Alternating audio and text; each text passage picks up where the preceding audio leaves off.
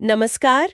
आज हम पृथ्वी की जो अलग अलग शक्लें हैं, मतलब भू आकृतियां, और उन पर जो जीवन बसता है, उनके आपसी रिश्ते को थोड़ा गहराई से समझेंगे। जी बिल्कुल। और हमारी ये जो बातचीत है, इसका आधार है स्रोत, भू आकृतियां और जीवन पीडीएफ। हाँ। और देखिए, अथर्ववेद के भूमि सूक्त में कितनी अच्छी बात कही गई है। पृथ्वी मेरी माँ है और मैं उसका पुत्र हूँ। बिल्कुल, बहुत गहरा संबंध बताया गया है। हाँ, तो आज हमारा इरादा है कि 3 खास तरह की जमीन को समझें। पहाड़, पठार और मैदान। वो दिखते कैसे हैं, वहाँ का मौसम कैसा होता है, पेड़ पौधे, जानवर, और सबसे अहम, हम इंसानों की जिंदगी पर इनका क्या असर पड़ता है। तो पहाड़ों से शुरू करें। ये आसपास की जमीन से काफी ऊंचे उठे हुए होते हैं ना, नीचे से चौड़े, फिर ढलान एकदम खड़ी और चोटी पतली सी। हाँ, और कई तो बर्फ से ढके रहते हैं। बिल्कुल। और वही बर्फ पिघलकर फिर नदियों में पानी लाती है। सही कहा। और ये पहाड़ियों से अलग होते हैं, पहाड़ियां थोड़ी कम ऊंची होती हैं। जी।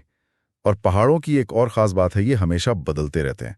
जैसे हिमालय है, उसे भूविज्ञान की नजर में युवा कहते हैं। अच्छा, युवा। हाँ, मतलब वो अब भी ऊपर उठ रहा है। और वहीं अपने ही देश में अरावली को देखें तो वो बहुत पुरानी श्रृंखला है। लाखों साल में हवा पानी से, जिसे अपर्दन कहते हैं, वो काफी घिस गई है। ओह, मतलब ये उठने और घिसने का खेल चलते रहता है। बिल्कुल, यही पहाड़ों को शक्ल देता है। और दुनिया भर में देखें तो हिमालय, आल्प्स, एंडीज, कितनी विशाल श्रृंखलाएं हैं। एवरेस्ट, कंचनजंगा जैसी चोटियां। और दक्षिण भारत में अनामुड़ी सबसे ऊंची है। हाँ, और पहाड़ों का जो माहौल होता है वो भी एकदम अलग। ढलानों पर मिलते हैं वो माउंटेन वन। हाँ, माउंटेन वन मतलब एक खास ऊंचाई पर मिलने वाले जंगल। इनमें चीड़, देवदार जैसे पेड़ होते हैं। और ज्यादा ऊपर जाएं तो फिर पेड़ कम हो जाते हैं। बस घास, काई, लाइकेन जैसी चीजें मिलती हैं। जानवर भी खास होते हैं वहां के। सुनहरा बाज, स्नो लेपर्ड यानी हिम तेंदुआ, याक, हिमालयी तहर। वाकई। अच्छा, और पहाड़ों में जिंदगी जीना कैसा होता है? जमीन तो ऊबड़ खाबड़ होती होगी। हाँ, आसान नहीं होता। बिल्कुल। खेती करनी हो तो घाटियों में सीढ़ीदार खेत बनाने पड़ते हैं। पशु पालना भी बहुत जरूरी होता है वहाँ। हाँ। और आजकल तो पर्यटन भी बहुत बढ़ गया है। लोग घूमने आते हैं, नज़ारे देखने, या फिर स्कीइंग, ट्रैकिंग जैसे एडवेंचर स्पोर्ट्स के लिए। तीर्थ यात्राएं भी होती हैं। लेकिन मुश्किलें भी तो होंगी, रास्ता कठिन, और वो प्राकृतिक आपदाएं। हाँ, वो एक बड़ी चुनौती है। कभी जमीन खिसक जाती है, हिमस्खलन हो जाता है, या अचानक बाढ़ आ जाती है। पर वहीं बछेंद्री पाल, अरुणिमा सिन्हा जैसे लोगों की कहानियां भी हैं जो हिम्मत देती हैं। हाँ, बिल्कुल प्रेरणादायक। और कई पहाड़ों का तो सांस्कृतिक महत्व भी बहुत है, जैसे एवरेस्ट या कैलाश पर्वत। जी, एवरेस्ट को स्थानीय लोग चोमोलुंगमा या सगरमाथा कहते हैं। इनका गहरा धार्मिक और सांस्कृतिक महत्व है। अच्छा, तो पहाड़ों की ऊंचाइयों से थोड़ा नीचे उतरते हैं और उन जगहों को देखते हैं जो ऊंची तो है पर ऊपर से सपाट है। पठार। हाँ, पठार, जैसे तिब्बत का पठार, उसे तो दुनिया की छती कहते हैं। इतना विशाल और ऊंचा है वो। और भारत में दक्कन का पठार, वो भी काफी मशहूर है। हाँ, दक्कन का पठार बहुत पुराना है और ज्वालामुखी लावा से बना है। और पठारों की एक बड़ी खासियत ये होती है कि ये अक्सर खनिजों से भरपूर होते हैं। खनिजों से भरपूर? उनके बनने की प्रक्रिया की वजह से। जैसे लावा पठारों में कई तरह के खनिज मिलते हैं, इसीलिए छोटा नागपुर पठार को देखें, वहां लोहा, कोयला खूब मिलता है। पूर्वी अफ्रीका में सोना, हीरा मिलता है। हो, तो खनन वहां एक जरूरी काम हुआ। बिल्कुल। और पठारों पर मिट्टी भी अलग अलग तरह की हो सकती है। कहीं चट्टानी तो कहीं लावा वाली, उपजाऊ काली मिट्टी। और हाँ, कई शानदार झरने भी पठारों पर ही बनते हैं, जैसे हुंड्रू फॉल्स, जोग फॉल्स। अच्छा, तो पहाड़ हो गए ऊंचे और नुकीले, पठार ऊंचे और सपाट। अब आते हैं मैदानों पर। ये तो बिल्कुल फैले हुए समतल इलाके होते हैं। हाँ, समतल या फिर हल्की लहरदार जमीन। ज्यादा ऊंचे नहीं होते समुद्र तल से। और ये बनते कैसे हैं? नदियां पहाड़ों से मिट्टी, गाद वगैरह बहाकर लाती है ना। हाँ, लाती हैं। बस वही मिट्टी ये मैदानों में जमा कर देती हैं। इसी को तलछट कहते हैं। इससे बाढ़ के मैदान बनते हैं जो बहुत उपजाऊ होते हैं। अच्छा, इसीलिए मैदानों में इतनी खेती होती है। बिल्कुल। समतल जमीन, उपजाऊ मिट्टी, खेती के लिए सबसे बढ़िया। यही वजह है कि दुनिया की ज्यादातर आबादी मैदानों में ही रहती है।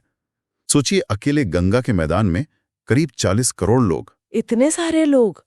और फसलें भी खूब होती होंगी। हाँ, चावल, गेहूं, कपास, जूट, बहुत कुछ उगता है।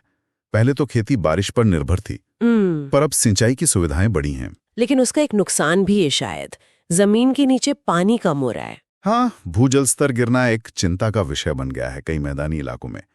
पर मैदानों में नदियों का महत्व सिर्फ खेती या पानी तक नहीं है, उनका सांस्कृतिक महत्व भी बहुत है।